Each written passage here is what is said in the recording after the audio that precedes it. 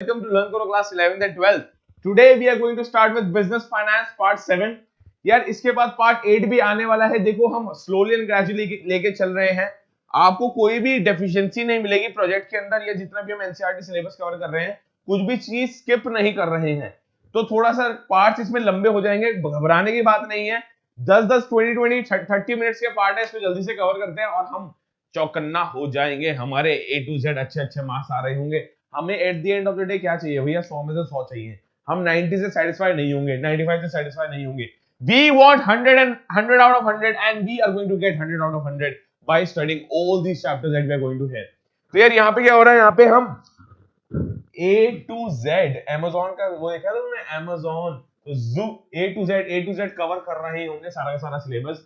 Business finance का ये part 7 है जिसमें हमने लास्ट में पढ़ा था कि कैपिटल स्ट्रक्चर क्या होने वाला है, डेट और इक्विटी को कैसे हम उठा सकते हैं, क्यों इन दोनों के बारे में सोचना बहुत ज्यादा रेलेवेंट हो जाता है. आज हम सिमिलर टॉपिक के बारे में बात करने वाले हैं. फैक्टर्स आपने पढ़ा होगा title, factors affecting the choice of capital structure, कि हम कैपिटल स्ट्रक्चर डेट उठाएं या इक्विटी उठाएं. देखो कोई डायरेक्ट आंसर नहीं होता, हमें हर चीज का एनालिसिस करके चलना है. कि यार फॉर एग्जांपल एक फैक्टर है हमारे पास कॉस्ट, तो कॉस्ट का अच्छे से एनालिसिस करके चलो. अच्छा कॉस्ट में यार अगर हमें इंटरेस्ट रेट कम मिलेगा तो हम डेट उठाएंगे, इंटरेस्ट रेट बहुत ज्यादा मिल रहा है तो हम इक्विटी की तरफ जाएंगे. तो ऐसे ही मल्टीपल वेरिएशंस, मल्टीपल एनालिसिस करके चलेंगे इस पूरे आंसर्स में. 100% ये आंसर आपका बोर्ड पॉइंट ऑफ व्यू से बहुत इंपॉर्टेंट है. इसको मेरे हिसाब से बहुत नोट करना, ध्यान से लिखना. 8 पॉइंट्स तो कम से कम आपको इसके आने चाहिए. ऑलमोस्ट एनसीईआरटी में आपके 12 to 13 पॉइंट्स दे रखे हैं. हम यहाँ पे 8 to 10 पॉइंट्स करेंगे, मोर देन इनफ है. 8 to 10 पॉइंट्स से ज्यादा करने की जरूरत नहीं है. सारे के सारे पॉइंट्स मैंने लिख रखे हैं आपकी रेलेवेंस के लिए. कुछ भी घबराने की जरूरत नहीं है कि भैया हमें समझ नहीं आ रहा, भाई कर रहे हैं क्या, तो घबराओ मत. बिल्कुल सही जगह आए हो. ये सारे के सारे जो मैं पॉइंट्स बढ़ा रहा हूं इनको ही लिख के आना, अदरवाइज कंफ्यूज हो जाओगे. जो 13 पॉइंट्स की मैं बात कर रहा हूं, 12 to 13 पॉइंट्स की मैं बात कर रहा हूं, उनमें से बहुत ज्यादा पॉइंट्स आपस में मर्ज हो सकते हैं, कंफ्यूजन क्रिएट करते हैं कि यार ये इस पॉइंट से अलग कैसे है. तो उन सबको मर्ज करके भैया 8 to 9 पॉइंट्स लिख रखे हैं, आप इनको स्टार्ट कर देना. राइट, स्टार्ट करते हैं आज की क्लास से. ये क्लास 12 बिजनेस फाइनेंस पार्ट 7 है. Let's begin. Right, okay sir. Business finance में हमने फाइनेंसिंग एक्टिविटी करी, इन्वेस्टिंग एक्टिविटी करी, डिविडेंड डिसीजन करा, फिर हमने डिसाइड किया कि कैपिटल स्ट्रक्चर कैसे फॉर्म करना है. लास्ट टॉपिक जो हमारा होने वाला है वो होने वाला है कि वर्किंग कैपिटल क्या होती है और वर्किंग कैपिटल को हम क्या फैक्टर्स हमें कंसीडर करना चाहिए वर्किंग कैपिटल उठाते हुए. अभी आज हम बात करने वाले कैपिटल स्ट्रक्चर, मतलब debt and equity. Debt plus equity का कॉम्बिनेशन में से कौन सा उठाए और कौन कौन से फैक्टर्स से हमें पता लगेगा कि इन दोनों में से बेटर ऑप्शन हमारे लिए कौन सा है. देखो एक फैक्टर से पता नहीं लगने वाला, देयर आर मल्टीपल फैक्टर्स. उसके बारे में आज हम बात करते हैं. ठीक है जी sir. Deciding about the capital structure of the firm involves, दो चीजें वो इन्वॉल्व करता है. Determining the relative proportion of various proportion of funds. मैं आपको या कोई भी फर्म आपको कोई भी बिजनेस डिसीजन आपको ये नहीं कंपेल कर रहा, ये नहीं फोर्स कर रहा कि या तो आप पूरा का 100% में डेट उठा लूं, 100% डेट उठा लूं और इक्विटी उठाऊं 0% नहीं. ऐसे कोई कंपेल नहीं कर रहा आपको तो कंपेल, आपको तो सलाह ये दी जा रही है, एडवाइस ये दी जा रही है कि कुछ डेट उठाओ, लेट्स से 50% और कुछ इक्विटी उठाओ. अरे तो ये भी प्रपोर्शन कितना होना चाहिए? ये 50 होना चाहिए, 60 होना चाहिए, 70 होना चाहिए, 90 होना चाहिए. ये कितना प्रपोर्शन होना चाहिए वो डिटरमाइन करना बहुत ज्यादा इंपॉर्टेंट है. सिमिलरली इक्विटी का प्रपोर्शन कितना होना चाहिए? Relative proportion of various types of funds. यहाँ पे टाइप्स ऑफ फंड्स हमारे दो ही हैं, इक्विटी और डेट्स. ठीक है. इंपॉर्टेंट फैक्टर्स, अब इंपॉर्टेंट फैक्टर्स के बारे में पढ़ते हैं. जल्दी स्टार्ट करेंगे. हर फैक्टर बहुत इंपॉर्टेंट है. कोई इस पूरी वीडियो को आप 2x स्पीड पे जरूर दे सकते हो, बट हम ट्राई कर रहे हैं जल्दी से जल्दी इसको खत्म करें. मैं आपको बता रहा हूं एक भी फैक्टर छोड़ के नहीं जाने का. जो भी हम पढ़ा रहे हैं सारे के सारे फैक्टर इंपॉर्टेंट है. सर पहला कैश फ्लो पोजीशन. भैया कंपनी के पास कैश है भी या नहीं है? पता लगा लिक्विडिटी नहीं है. कैश फ्लो को हमेशा तुम लिक्विडिटी से कंपेयर किया करो. लिक्विडिटी का मतलब बैंक में ऐसा कुछ पैसा है या हाथ में कुछ ऐसा पैसा है जिसको मैं एकदम ट्रांजैक्शन पे लगा सकता हूं. तुम्हारे पास एक कस्टमर आया, तुमने कहा ठीक है सर गुड्स ले जाओ, पर मेरे को आप पेमेंट जो कर रहे हो ना, कोई बात नहीं, आप मेरे को एक हफ्ते बाद पेमेंट करना चाह रहे हो तो आप एक हफ्ते बाद पेमेंट करना, बट कर देना. सर आपकी लिक्विडिटी इफेक्ट हुई, आपकी लिक्विडिटी कम हो गई. किसी ने आपको पैसे देने हैं बट रेडिली तो आपके पास अवेलेबल नहीं है पैसे देने के लिए. इसका मतलब आपकी लिक्विडिटी क्रैश हो गई, लिक्विडिटी पे इफेक्ट आया, लिक्विडिटी कम हो गई. यही सिमिलर कोई दिन पे आपके पास एक कस्टमर आता है और वो बोलता है सर गुड्स तो आप मेरे को दे देना बाद में, कोई टेंशन नहीं है, ये लो पहले 50,000 रुपए पकड़ो, एडवांस पकड़ लो, आपकी लिक्विडिटी स्ट्रांग हो गई। तो हमें हमेशा ध्यान रखना है जब भी हम धंधा कर रहे हैं, बिजनेस कर रहे हैं, क्रेडिट कम रखना है, कैश सेल्स ज्यादा रखनी है। बैंक, कैश बैंक एक ही बात है यहाँ पे। बैंक में जो ट्रांजेक्शन होती है, हाँ भैया बैंक में जमा करवा रहा है पैसे, अभी के अभी करवा दे, अभी के अभी ही करवा दे, वेट क्यों कर रहा है, अभी करवा दे। कैश में जमा कराना, हाँ करवा दे, सर मैं कल करवा दूंगा, कोई बात नहीं, कल करवाना मतलब कल करवा देना, एक हफ्ते बाद नहीं होना चाहिए वो।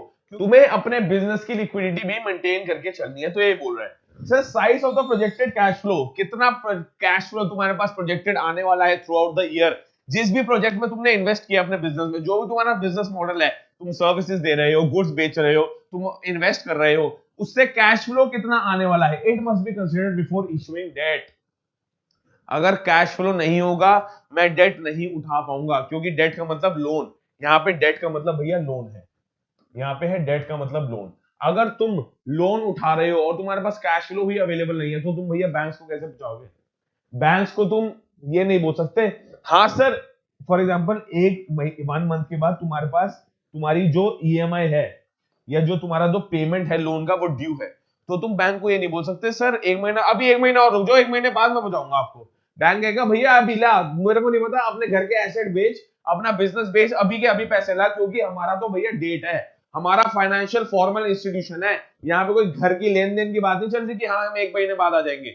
इसका मतलब बैंक तुमसे एक्सपेक्ट करता है, जो भी लोग तुम्हें डेट दे रहे हैं, पब्लिक इंस्टीट्यूशन दे रहे हैं, प्राइवेट इंस्टीट्यूशन दे रहे हैं, फाइनेंशियल इंस्टीट्यूशन दे रहा है, कोई प्राइवेट प्लेयर तुम्हें अगर डेट दे रहा है, he or she it is expecting you to repay the debt on the exact date जब वो ड्यू हो रहा है। इस केस में आपके पास कैश फ्लो होना बहुत ज्यादा इंपॉर्टेंट हो जाता है। Cash flows must not only cover fixed cash payment obligation but there must be sufficient buffer also. Buffer क्यों चाहिए? क्योंकि यार कैश बफर इसलिए चाहिए क्योंकि देखो, एक तो होती है लोन की पेमेंट अमाउंट, जिसको तुम बोलते हो प्रिंसिपल। एक तो होती है लोन की पेमेंट अमाउंट, जिसको तुम बोलते हो प्रिंसिपल, इसको बोल दो लोन की पेमेंट अमाउंट, इसको तुम बोल सकते हो प्रिंसिपल। ठीक है जी। अरे बफर भी होना चाहिए, क्यों? प्रिंसिपल के ऊपर तुम्हें क्या देना है? इंटरेस्ट भी तो देना है। तो अगर हमारे पास कैश फ्लो बफर में होगा तभी हम डेट लेने के लायक हैं। कैश फ्लो कम होगा हम लेंगे इक्विटी, कैश फ्लो ज्यादा होगा हम डेट मोर प्रेफर करेंगे। ठीक है जी। Second, ICR, interest coverage ratio, बहुत इंपॉर्टेंट है, बहुत रेलेवेंट है। इस पूरे के पूरे चैप्टर में से आपका कुछ भी कट नहीं है। क्लास 12 की मैं बात कर रहा हूं, जिनका भी 2021 में सिलेबस, जिनका भी 2021 में पेपर है, कुछ भी कट नहीं है, सारा का सारा इंपॉर्टेंट है, सारा का सारा आ रहा होगा।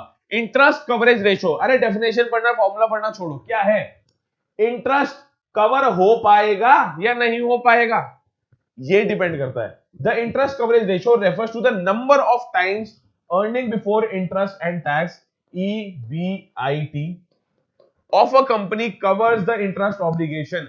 सिर्फ इंटरेस्ट ऑब्लिगेशन की बात कर रहे हैं। इंटरेस्ट किस पे लगता है? सही है सर, डेट पे लगता है इंटरेस्ट, इक्विटी पे इंटरेस्ट नहीं लगता। इक्विटी पे तो तुम डिविडेंड देते हो, dividend comes out of profits, और डिविडेंड देना कंपलसरी नहीं है, बट डेट के ऊपर इंटरेस्ट देना तो सर कंपलसरी है, डेट के ऊपर इंटरेस्ट देना कंपलसरी है।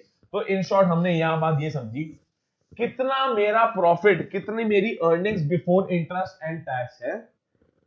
अगर मेरी अर्निंग अच्छी है और मैं इंटरेस्ट देने के लायक हूं तो यस, मजा आ जाएगा। बेसिकली एक दो इसमें हाइपोथेटिकल एग्जांपल लेते हैं, तुम्हें समझ आएगा। पहले बात तो आईसीआर का फॉर्मूला देख लो भाई, interest coverage ratio equal to EBIT upon interest. But ऐसा समझ नहीं आएगा, यहां पे सुनो सर, एक तुम्हारे पास ईबीआईटी, दो केस लेते हैं, ईबीआईटी एक बार और ईबीआईटी दूसरी बार। ईबीआईटी एक बार है तुम्हारे पास 50,000 और एक बार है तुम्हारे पास 20,000। अब अगर सिर्फ इसको देखे तो तुम कहोगे भैया ये तो 20,000 है या 50,000 है, अरे इसमें डेट उठाते हैं, इसमें डेट उठाएंगे क्योंकि हमारी earning before interest and tax तो बेटर है ना। तो भैया सिर्फ ईबीआईटी पे डिपेंड नहीं करता, इंटरेस्ट कितना देना है। सर मान लो तुम्हें यहाँ पे इंटरेस्ट देना है 5,000 रुपए, ठीक है जी, यहां पे तुम्हें इंटरेस्ट देना है 10,000 रुपए। अब बताओ, अब अगर ईबीआईटी अपॉन इंटरेस्ट आईसीआर इसमें आ जाएगा 10 टाइम्स, उसमें लिखा होगा डेफिनेशन में हमेशा ये टाइम्स में आता है 10 टाइम्स, और यहाँ पे आ जाएगा 2 टाइम्स। इसका मतलब यह है कि अर्निंग की, ईबीआईटी की क्षमता या ईबीआईटी का capability to cover the interest amount is 10 times. Yes, 10 times is a very good figure. 10 times एक बहुत अच्छी फिगर है। सिमिलरली यहाँ पे सर ईबीआईटी 20,000 है, इंटरेस्ट तुम्हें देना उसमें से 10,000, सिर्फ 2 टाइम्स, तुम 2 टाइम्स क्षमता है, 2 टाइम्स कैपेबिलिटी है, 2 टाइम्स पावर है ईबीआईटी की इंटरेस्ट कवर करने की। इससे हमें क्या पता लगता है? Higher the ICR better are the chances to take debt. जैसे ही आईसीआर तुम्हारा बड़ा होगा, इसका मतलब तुम्हें ज्यादा डेट लेना होगा। इसका कंक्लूजन पढ़ो sir. Conclusion, the higher the ratio lower is the risk of a company failing to meet its interest payment obligation. हमने ये वाला केस पढ़ा है, इसमें हम बोल रहे हैं एक बार आईसीआर 10 है और एक बार आईसीआर 2 है, तो यहां पे बोल सकते हो 10:1, 2:1। ये बोल रहे हैं higher the ratio, higher are the chances of the company to repay its debt obligation. जब तुम डेट लेते हो, तुम्हारे पास एक परमानेंट ऑब्लिगेशन बन गई है कि तुम्हें पेमेंट भी करनी है, तुम्हें इंटरेस्ट की पेमेंट भी करनी है, प्रिंसिपल अमाउंट की पेमेंट भी करनी है। तो हम चाहते हैं कि हमारी अर्निंग ज्यादा से ज्यादा हो, इंटरेस्ट कम से कम हो। जैसे ही अर्निंग ज्यादा से ज्यादा होगी, इंटरेस्ट कम से कम होगा। देख लो इस फॉर्मूला के अकॉर्डिंग, जैसे ही हमारी अर्निंग ज्यादा से ज्यादा होगी, ये भैया ये वाला, ये ईबीआईटी ज्यादा से ज्यादा होगी, इंटरेस्ट कम से कम होगा, ये हमें ज्यादा चाहिए, हमें कम चाहिए, तो भैया हमारा आईसीआर इंक्रीज होगा, रेशो इंक्रीज होगा। The more the ratio, the more the times, the more the ICR ratio, the less risky it is for a business to repay its obligation. उस केस में एक कंपनी को date उठाना है, हमें तो रिस्क कम करना है ना अपना, हमें रिस्क कम करना है ताकि हम ऑब्लिगेशन रीपे कर पाए, जो हमारी ऑब्लिगेशन है वो मीट कर पाए। क्या करने की? लोन पे करने की, प्लस लोन की इंटरेस्ट अमाउंट पे करने की। आई एम श्योर आईसीआर पूरा पूरा समझ हो गया होगा। ये सारी की सारी एनसीईआरटी की लैंग्वेज है यार, ये एनसीईआरटी की लैंग्वेज आपको प्लीज एक बार देख लेना। ये सारी की सारी एनसीईआरटी की लैंग्वेज एक बार प्लीज इसको एक बार देख लेना, ठीक है जी। डेट सर्विस कवरेज रेशो, बहुत बढ़िया। डेट सर्विस कवरेज रेशो, बहुत ही बढ़िया। डीएससीआर, अब हम 2 पॉइंट्स पढ़ चुके हैं सर। कैश फ्लो क्या होता है, आईसीआर क्या होता है, और ये तीसरा आ गया डीएससीआर, डेट सर्विस कवरेज रेशो। यहां पे मैं तुम्हें 2-4 वर्ड समझाने वाला हूं, ध्यान से समझना। Debt service coverage ratio takes care of the deficiencies deferred to in the interest coverage ratio. इसका फॉर्मूला होता है net operating income upon total debt service. Total debt service मतलब total cash that you need to repay. Basically इसका तुम मतलब ये समझ लो, total debt service का मतलब तुम्हें टोटल डेट कितना रीपे करना है along with interest. Repay along with interest, तुम्हें कितना डेट टोटल रीपे करना है अलॉन्ग विद इंटरेस्ट, उसको तुम बोलते हो टोटल डेट सर्विस। अब डीएससीआर आईसीआर को कवर करता है। मान लो इंटरेस्ट कवरेज रेशियो इतना अच्छा नहीं है, फिर हम नेक्स्ट बार देखेंगे कि भैया डेट सर्विस कवरेज रेशियो कितना अच्छा है, कि हम डेट चुका भी पाएंगे। डेट, पहले बात तो आईसीआर और डीएससीआर में क्या डिफरेंस है। आईसीआर में हमने सिर्फ और सिर्फ पढ़ा, यहां पे हमने सिर्फ पढ़ा कि इंटरेस्ट की बात हो रही है। यहां पे पूरी डेट सर्विस की बात हो रही है, जिसमें आपका प्रिंसिपल अमाउंट भी आता है, लोन भी आता है, सॉरी प्रिंसिपल अमाउंट भी आता है, इंटरेस्ट भी आता है।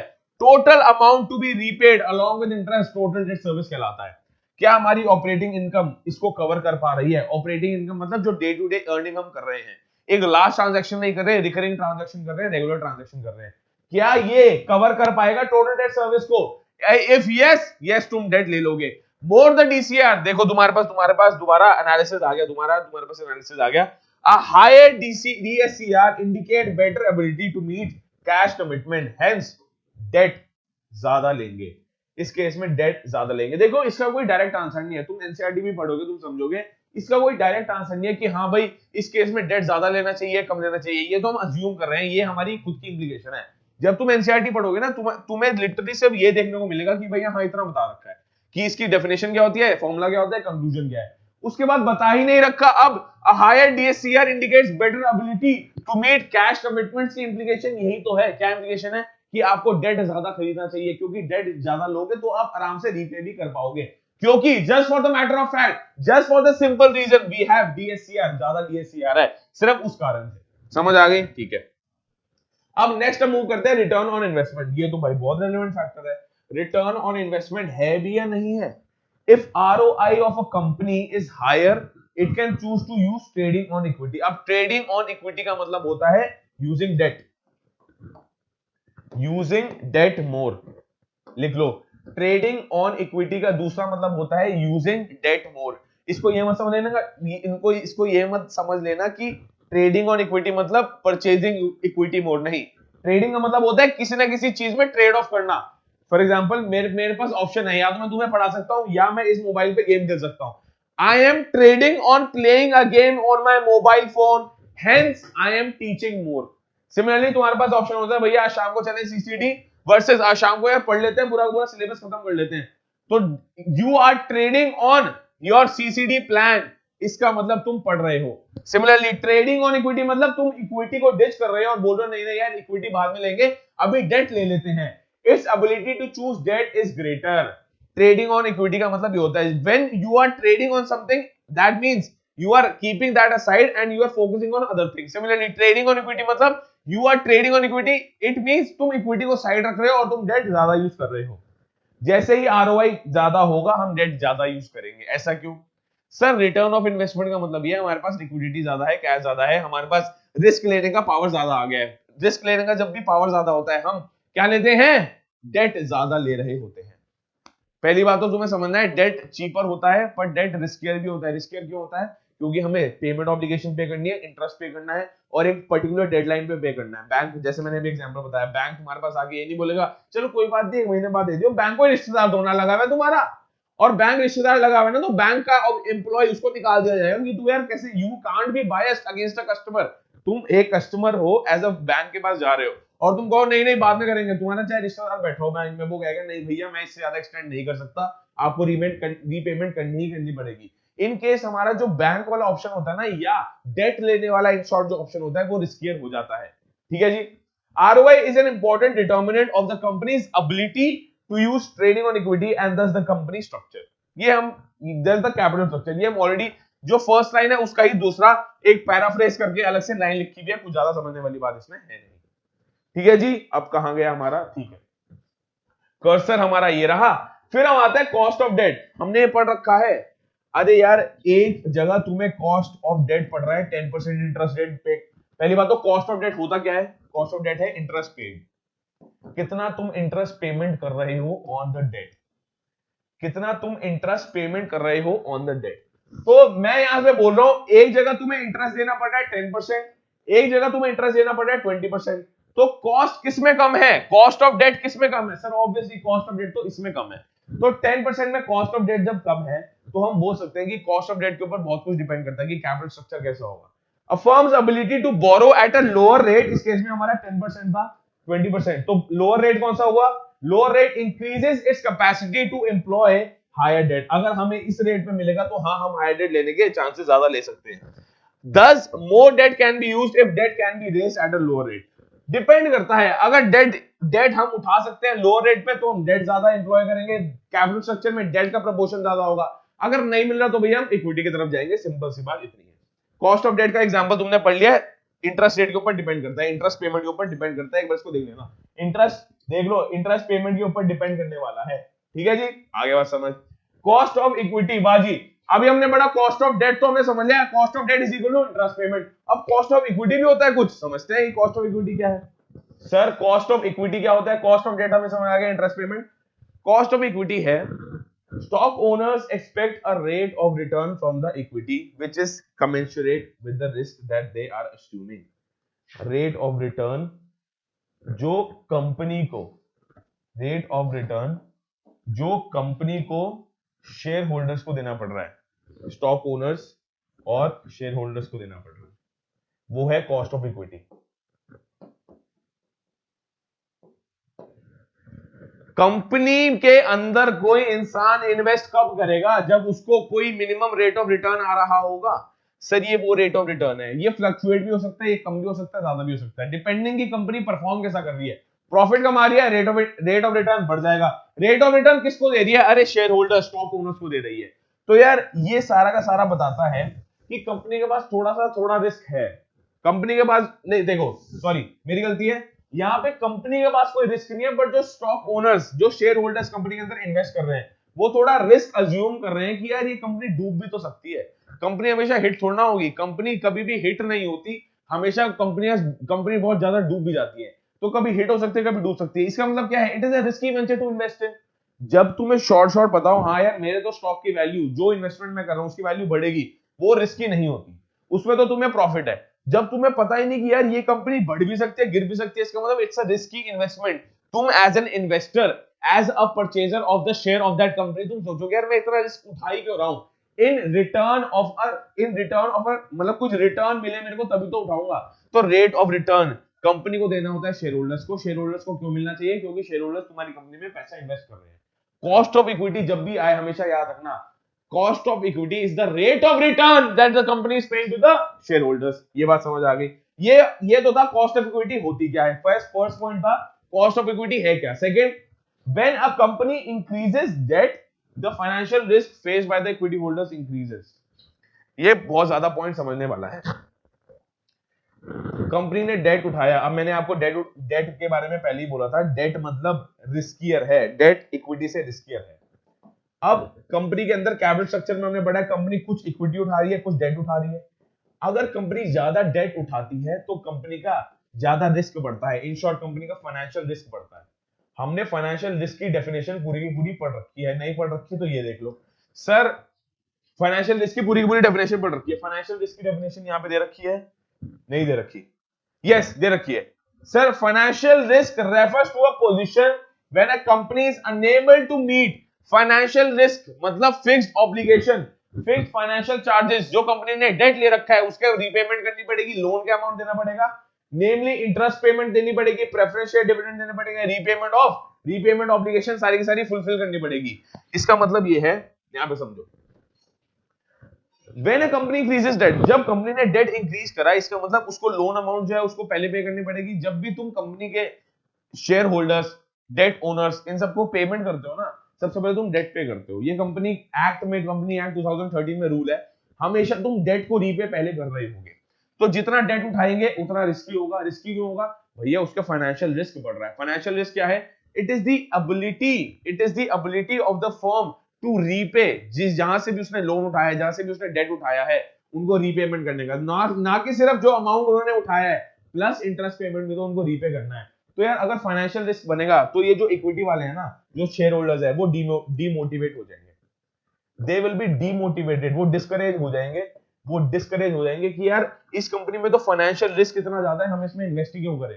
तो कॉस्ट ऑफ इक्विटी बहुत ध्यान से समझने वाला पॉइंट है। डेट जितना ज्यादा लोगे उतना ज्यादा रिस्की होता जाएगा, फाइनेंशियल रिस्क बढ़ता जाएगा। फाइनेंशियल रिस्क का एक साइकोलॉजिकल इफेक्ट इक्विटी होल्डर्स के पास होगा, शेयर होल्डर्स के पास होगा, वो डिमोटिवेटेड हो जाएंगे। Consequently, their desired rate of return may increase. It is for this reason that a company cannot use debt beyond a point. Consequently का मतलब देखो, डेट ज्यादा उठाने का रिस्कियर मतलब, अब वाली कहावत काम में आती है, more the risk more the return. Riskier है इसका मतलब बहुत ज्यादा अच्छा मिल सकता है रिटर्न, ऐसे भी हो सकता है बिल्कुल ठप पड़ जाए। अगर बहुत ज्यादा अच्छा मिलेगा तो तब भी इक्विटी होल्डर्स को फायदा है, अगर बहुत कम मिलेगा तो यार तो फिर तो equity holders at a loss है ही। तो इन शॉर्ट ज्यादा डेट उठाने से ज्यादा रिस्की होगी, हमारी फाइनेंशियल रिस्क बढ़ेगी। फाइनेंशियल रिस्क इक्विटी होल्डर्स को डिमोटिवेट भी कर सकती है। अब हमें थर्ड पॉइंट पढ़ के समझ आया है, वो इक्विटी होल्डर्स को मोटिवेट भी कर सकती है। कॉन्सिक्वेंटली मतलब साथ ही साथ ऐसा भी तो हो सकता है कि उनका रेट ऑफ रिटर्न एक बहुत अच्छे लेवल से इंक्रीज हो जाए। मान लो इक्विटी होल्डर समझ रहे हैं या शेयर होल्डर समझ रहे हैं हमारा रेट ऑफ रिटर्न 10% आना चाहिए, माना डेट उठा लिया कंपनी ने, एक बहुत बड़े प्रोजेक्ट में इन्वेस्ट कर दिया, बहुत अच्छा रिटर्न मिल गया कंपनी को, और यहाँ पे इक्विटी होल्डर्स को उन्होंने रिटर्न दे दिया 20%। तो इक्विटी होल्डर्स कहेंगे हाँ यार हमें मालूम था इस कंपनी में इन्वेस्ट करना रिस्की है क्योंकि इसका फाइनेंशियल रिस्क बहुत ज्यादा है, बट हमने तब भी चांस लिया और देखो रेट ऑफ रिटर्न हमें हाई मिल गया। तो मोटिवेट और डिमोटिवेट दोनों करता है, बट मोस्टली तुम समझो यार हम कमजोर दिल के आदमी है, इंडियंस की बात करो, हम कमजोर दिल के आदमी, हम इतना ज्यादा रिस्क नहीं उठा सकते। तो यार कॉन्सिक्वेंटली हमारा ये तुम मान के चल सकते हो, हम डिमोटिवेटेड ज्यादा होते हैं। And for this reason a company can not, तो इस रीजन के अकॉर्डिंग जो पूरा का पूरा हमने थ्योरी पढ़ी है, बहुत इंपॉर्टेंट थ्योरी थी ये, जो पूरी पूरी हमने बात करी है, इसकी वजह से ये पता लग रहा है कि एक company beyond a certain point of time, beyond a certain limit अपना डेट नहीं उठा सकती। एक अमाउंट तक डेट उठा सकती है, उससे ज्यादा डेट नहीं उठा सकती। ठीक है जी, ये बात बिल्कुल कंफर्म है। ठीक है जी, बिल्कुल कंफर्म है, चंगा। अब हम बात करते हैं रिस्क कंसिडरेशन, दोबारा बिल्कुल same point. Use of debt increases the financial risk. अब कॉस्ट ऑफ इक्विटी और रिस्क कंसिडरेशन आपस में इंटरलिंक्ड है, ये तुम खुद पढ़ोगे, घबराने वाली बात नहीं है। फाइनेंशियल रिस्क पढ़ लिया sir, a position when a company is unable to meet its fixed financial charges. Fixed financial charges मतलब क्या है? डेट, रीपेमेंट ऑब्लिगेशन, लोन की ऑब्लिगेशन, इंटरेस्ट की obligation. Apart from financial risk एक और रिस्क होता है, उसको बोलते हैं ऑपरेटिंग रिस्क, जिसको तुम बिजनेस रिस्क भी बोल सकते हो, जिसको तुम बिजनेस रिस्क भी बोल सकते हो। In short business risk is equal to operating risk. In short business risk is equal to operating risk. Operating risk, business risk is always equal to operating risk, ये तुम्हें पढ़ के जाना है, राइट? इसका कंक्लूजन क्या है? If a firm business risk is lower, its capacity to use debt is higher. Obviously यार, जब बिजनेस रिस्क लोअर होगा, इसका मतलब मेरे पास क्या है? मेरे पास कैश ज्यादा है, मेरे पास कैश ज्यादा है स्पेंड करने को, लिक्विडिटी ज्यादा है। जब भी कैश ज्यादा है, लिक्विडिटी ज्यादा है, मैं हमेशा डेट यूज करूंगा। यार आयरनी ये है, फाइनेंशियल रिस्क अगर कम होता है, वो कम इसलिए ही होता है क्योंकि हमने डेट नहीं उठा रखा, तो बंदा डेट उठाने जाता है क्योंकि हमारा फाइनेंशियल रिस्क कम है। आयरनी है ये। सिमिलरली बिजनेस रिस्क कम है, क्यों? क्योंकि डेट नहीं उठा रखा, फिर बंदा डेट उठाने जाता है। समझ रहे हो? इन शॉर्ट बात यह है कि अगर लाइफ में प्रॉब्लम ना हो ना, तो इंसान प्रॉब्लम लेने जाता है। हमारा माइंड ऐसे ही काम करता है। हमारा माइंड इस समय पीसफुल क्यों है? क्योंकि हम कुछ सोच नहीं रहे, कुछ काम नहीं कर रहे, या कुछ एड़ा गड़ा सोच नहीं रहे, कुछ प्रॉब्लम हमारे दिमाग में आने दी। पर वो पीसफुल ज्यादा टाइम तक नहीं रह सकता, क्योंकि वो प्रॉब्लम ढूंढने फिर जाता है। ऐसा करता है माइंड वर्क, क्योंकि उसको कुछ ना कुछ करना है। सिमिलरली बिजनेस का काम ही है भाई साहब रिस्क उठाना। अगर बिजनेस का रिस्क कम है, ऑपरेटिंग रिस्क कम है, फाइनेंशियल रिस्क कम है, तो बोल सकते हो हाँ वो डेट उठाने जाएगा, उससे क्या हो, फाइनेंशियल रिस्क उसका बढ़ जाएगा। ठीक है जी, सही है। और आज के लास्ट पॉइंट पे प्रॉब्लम हम आने वाले हैं, stock market conditions.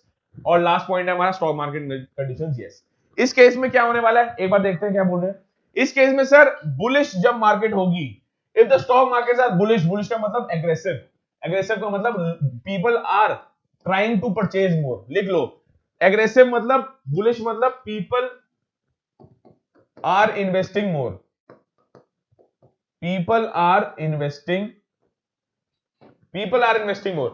If the stock markets are bullish, use of equity is often preferred by companies in such a situation.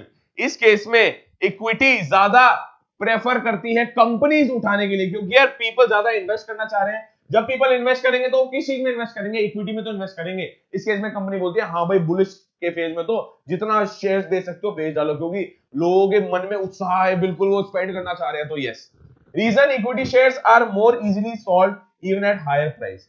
यार इसका सारा का सारा रीजन ये है, क्योंकि जो बुलिश पीरियड होता है उसमें आपके इक्विटी शेयर्स होते हैं ना, भले ही वो हायर प्राइस पे चल रहे हो, वो आराम से सोल्ड हो जाते हैं, क्योंकि मार्केट सेंटीमेंट ऐसे काम करता है। स्टॉक मार्केट सेंटीमेंट के ऊपर बहुत काम करती है। पता लगा जी मोदी जी दोबारा आने वाले हैं नेक्स्ट ईयर, या जब भी इलेक्शन होंगे मोदी जी की सरकार दोबारा आने वाली है, स्टॉक मार्केट बुलिश हो जाएगी, हाँ भाई बवाल आने वाला है, कोरोना आ गया, स्टॉक मार्केट गिर गई, प्रोडक्शन कम हो गई। तो इसलिए स्टॉक मार्केट सेंटीमेंट्स के ऊपर बहुत काम करती है। पीपल सोच क्या रहे हैं उसके ऊपर डिपेंड करती है। पीपल की परचेजिंग पावर क्या है, पीपल स्पेंड करना चाह रहे हैं या नहीं करना चाह रहे, बहुत डिपेंड करती है। तो बुलिश है मतलब पीपल स्पेंड करना चाह रहे हैं, पीपल की परचेजिंग पावर है नहीं है, उससे हमें फर्क नहीं पड़ता, but people are ready to purchase, ready to spend. इसका मतलब हमारे इक्विटी शेयर्स कंपनी ज्यादा बेचना चाहेंगी, चाहे वो भले हाई प्राइस पे हो, वो आराम से सोल्ड हो जाएंगे। हाउएवर इसका ऑपोजिट केस है सर, बियर। बियर क्या है? People are not willing to purchase, people are not willing to invest, people are not willing to invest. अब इसका मतलब क्या है? During a bearish phase a company may find raising of equity capital more difficult and it may opt out for debt. यार इस case में जब लोग खरीदना ही नहीं चाह रहे, तो चाहे तुम कितना ही सस्ता कर दो, अपना शेयर्स का प्राइस कितना ही सस्ता करो, people are not willing to buy. इस केस में कंपनी प्रेफर करेगी बियरिश फेज में, बियर मार्केट जब है, बियरिश फेज मतलब people are not willing to spend, वो दब के रह रहे हैं। बुलिश मतलब हाँ कि भाई दे दे, जो भी बिक रहा है मेरे को खरीदना है। उस केस में तो हाँ इक्विटी आराम से बिक सकती है, इस केस में इक्विटी ज्यादा नहीं बिक सकती, तो कंपनी किसकी तरफ जाएगी? डेट की तरफ। Thank you so much everyone, आज का टॉपिक यार यही खत्म होता है। नेक्स्ट टॉपिक हमारा कैपिटल, वर्किंग कैपिटल के ऊपर है, वो हम कर रहे होंगे पार्ट 8 में, हमारा लास्ट पार्ट होगा वर्किंग कैपिटल का। ये जितना भी बिजनेस फाइनेंस चैप्टर 9 बहुत अच्छे से हमने कर लिया है, 6 के 6 पार्ट इसके आ चुके हैं। अगर आपने अभी तक नोट नहीं किया तो प्लीज कर लेना, thank you so much everyone for joining इन। अगर आपने हमारी लर्न करो तो लाइव लर्निंग ऐप डाउनलोड नहीं करी है तो प्लीज कर लो। It's our own in house application जहां पे आपको दुनिया के बेस्ट नोट्स फॉर क्लास 12 मिल रहे होंगे। मैक्रो इकोनॉमिक्स के A to Z हमने नोट्स डाल दिए हैं, इंडियन इकोनॉमिक्स के A to Z नोट्स हमने डाल दिए हैं, A to Z नोट्स हम बिजनेस स्टडीज के भी डाल रहे होंगे। Chapter 1 nature and significance of management के नोट्स हमने डाल दिए हैं, आप जाके देख सकते हो। और क्लास नोटिफिकेशन आपको हमारी क्लास कब कब हो रही है सारी लर्न करो तो लाइव लर्निंग ऐप पे आ रही होगी। All video lectures at one place, वहां पे आप लाइव कुछ भी देख सकते हो यार। All video lectures at one place का मतलब ये है आपको YouTube पे आने की जरूरत नहीं है, दोबारा सर्च करने की जरूरत नहीं है। पार्ट 7 हुए, पार्ट 8 होंगे, टोटल पार्ट 8 हो रहे होंगे बिजनेस फाइनेंस के चैप्टर के। तो भैया एप्लीकेशन में गए, free resource free study material के ऑप्शन पे गए, वहां पे चैप्टर नहीं लिखा होगा, फोल्डर बना होगा, चैप्टर के फोल्डर पे जाओ, पार्ट 1 पार्ट 2 पार्ट 3 पार्ट 4 सारा का सारा A to Z वहां पे आपको मिल जाएगा। राइट, सारा का सारा लिंक डिस्क्रिप्शन बॉक्स में। यार अगर आपने अभी तक ज्वाइन नहीं किया है तो भैया महारथियों का ग्रुप है, कॉमर्स वालों को अलग से ग्रुप बना रखा है टेलीग्राम पे, प्लीज ज्वाइन जरूर कीजिएगा। वहां पे हमारी लेटेस्ट नोटिफिकेशन आती है, लेटेस्ट हम कोर्सेज के बारे में बताते हैं, सॉल्व पास्ट 10 इयर्स सॉल्व वहां पे हम कर रहे होंगे, आपके सारे के सारे न्यूमेरिकल वहां पे हम सॉल्व कर रहे होंगे, जितने भी अकाउंट से रिलेटेड है, बिजनेस स्टडीज एंड इकोनॉमिक्स से रिलेटेड है। Thank you so much everyone for joining in, जल्दी मुलाकात होगी। Have a great day, bye bye and have a good day. बस क्या बोलूंगा, अच्छा लगा तो लाइक जरूर करना और चैनल पे नए हो तो प्लीज सब्सक्राइब करके जरूर जाइएगा। Have a great day, bye bye.